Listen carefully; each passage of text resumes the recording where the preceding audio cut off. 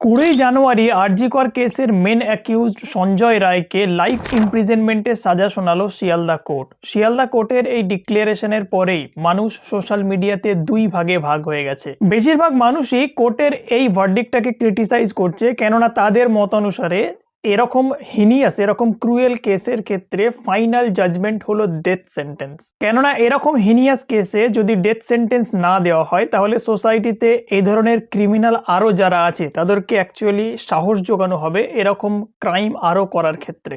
সঞ্জয় রায়ের ফাইনাল ডিক্লারেশনের আগে 18 জানুয়ারি শনিবার কোর্ট তাকে গিলটি ডিক্লেয়ার করে দেয় ভারতীয় ন্যায় সংহিতার 66, 64 এবং 1031 সেকশনের আন্ডারে। এর সঙ্গে কোর্ট অর্ডার দেয় সরকারকে ভিকটিমের ফ্যামিলিকে 17 লাখ টাকা কম্পেনসেশন হিসাবে দিতে।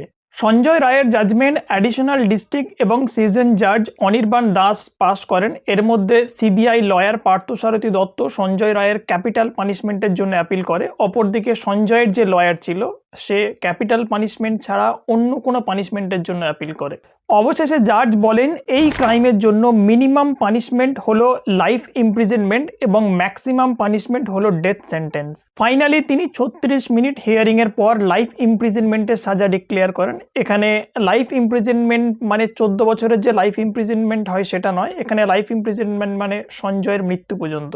এবার শিয়ালদা কোর্টের এই রায় নিয়ে পাবলিকের মনের মধ্যে যে ওপিনিয়ন উঠেছে যে এ ধরনের হিনিয়াস কেসের ক্ষেত্রে ডেথ সেন্টেন্স হলো অ্যাপ্রোপ্রিয়েট জাজমেন্ট। কিন্তু অপরদিকে আরেকটা জিনিস খেয়াল রাখতে হবে যে এই টোটাল কেসটা এখনো পর্যন্ত কিন্তু সলভ হয়নি।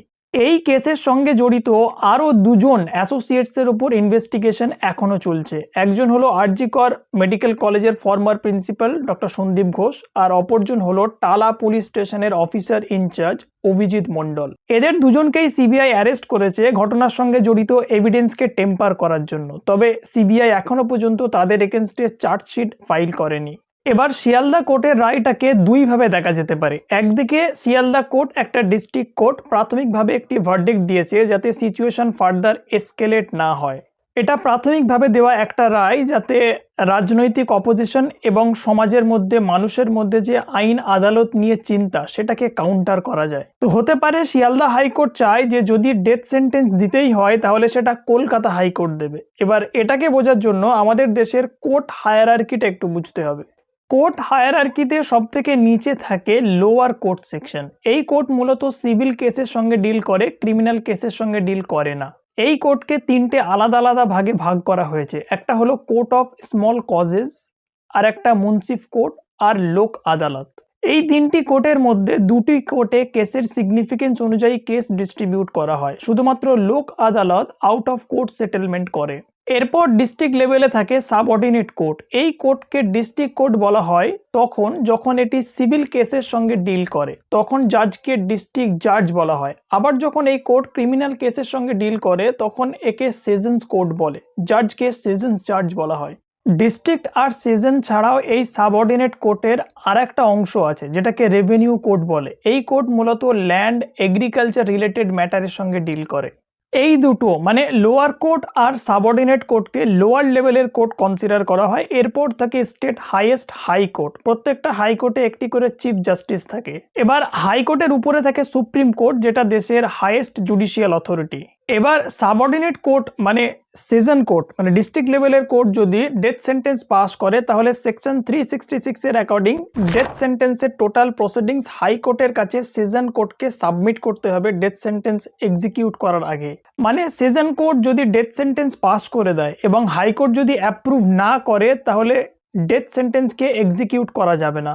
এক্ষেত্রে হতে পারে যে শিয়ালদা কোর্ট প্রাথমিকভাবে রায় দিয়ে রাখলো যাতে যদি ক্যাপিটাল পানিশমেন্ট দিতেই হয় তাহলে সেটা কলকাতা হাইকোর্ট দেবে। এটা তো গেলে একটা দিক। অপর আর এক দিকে আরজিকরের এই টোটাল কেসটায় শুরু থেকে অনেক কন্ট্রাডিকশনস এবং আনআনসার্ড কোশ্চেন এখনো রয়ে গেছে।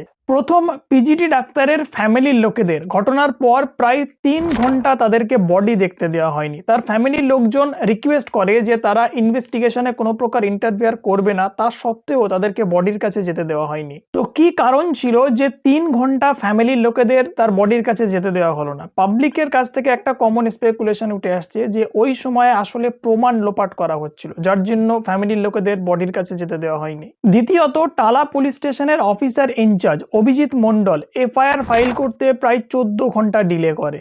পুলিশ স্টেশনে সকাল 10টার সময় টেলিফোনিক ইনফরমেশন দেওয়া হয়। এরপর দুপুর 3টের সময় মেডিকেল কলেজের ভাইস প্রিন্সিপাল একটি রিটেন কমপ্লেন্ট সাবমিট করে। এরপর সন্ধ্যে 7:30টার সময় পিজিটির বাবা মানে অভয়ের বাবা একটি কমপ্লেন লডজ করে। তখনও পর্যন্ত একটি ইউডি রেজিস্টার করা হয়, মানে আনন্যাচুরাল ডেথ। তারপর প্রায় 14 ঘন্টা পর ফাইনালি এফআইআর ফাইল করা হয়।